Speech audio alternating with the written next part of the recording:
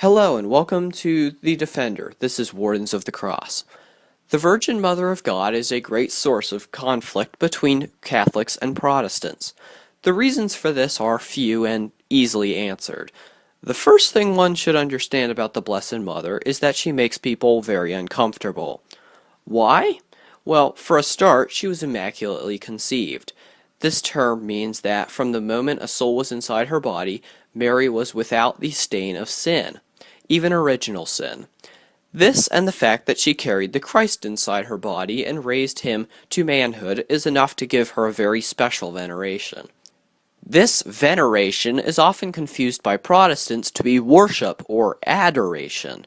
Some Catholics are even afraid to give Mary such veneration for this reason.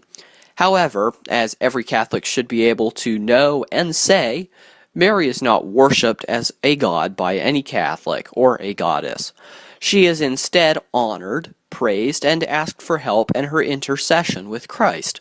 Some misinformed people would tell you that Mary is not needed in the equation to heaven. Christ is the only way to salvation after all. Well, they're correct in a sense. Christ is the only way to salvation. However, if by honoring his beloved mother and asking her to join her prayers with yours, your prayers and pleas to God are strengthened. In Matthew 18:20, we are told that two or three people have gathered in God's name, he is present, and that this is no different with people on earth as well as in heaven. It is no different than asking a dear friend to pray for you, only Mary's prayers are much stronger than any normal person's could ever be.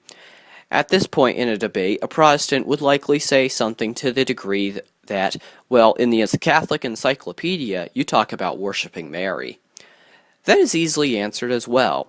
Worship used to mean, at least in Catholic tradition, three things. The first means of worship is to God, as the supreme being of all creation. Second is the veneration of Mary, a higher form than the third. And then there is the veneration of the saints. Mary receives a higher form of veneration due to the fact that she has always been perfect, while the other saints were born with the stain of original sin and committed sins in life. Catholics do not worship Mary in the sense of the word, but rather venerate her. Veneration derives from the Latin word venerare, which means to respect or revere. Despite this popular belief, Catholics are not the only religion which actually practice veneration. In Jewish culture, the religion which God founded his church out of, the people go to the tombs of their dead ancestors and bow before them, revere them, and recite prayers at the graves. Are they worshiping their ancestors? No. Are they praying to them as they would to God? No. They are giving them reverence and respect for their life on earth. In the same way, Catholics revere Mary for her life here on earth, but also ask her to pray for us humans while we walk the journey of life. Some Protestants may argue that the Virgin Mary has no ability to pray for us or beseech the Lord on our behalf, and that she basically just sits in heaven.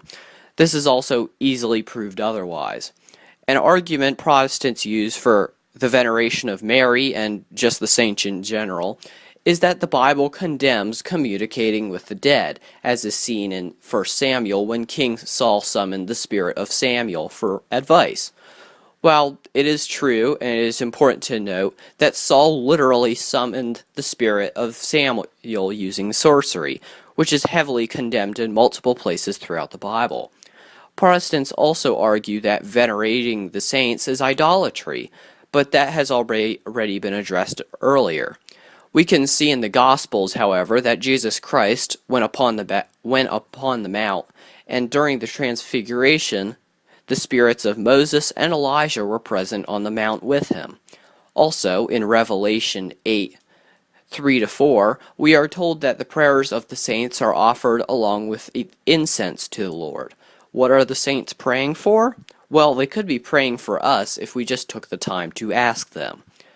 In this month of May, dedicated to the Virgin Mary, it is a good time to look at what Catholics actually believe about her. If they really worshipped her as a god or goddess, wouldn't they profess that as they do everything else they believe? The Catholic Nicene Creed states, "I believe in one God, the Father, the Almighty." Catholics do not worship the Virgin Mary or any of the saints, but rather they worship the one God in the Holy Trinity.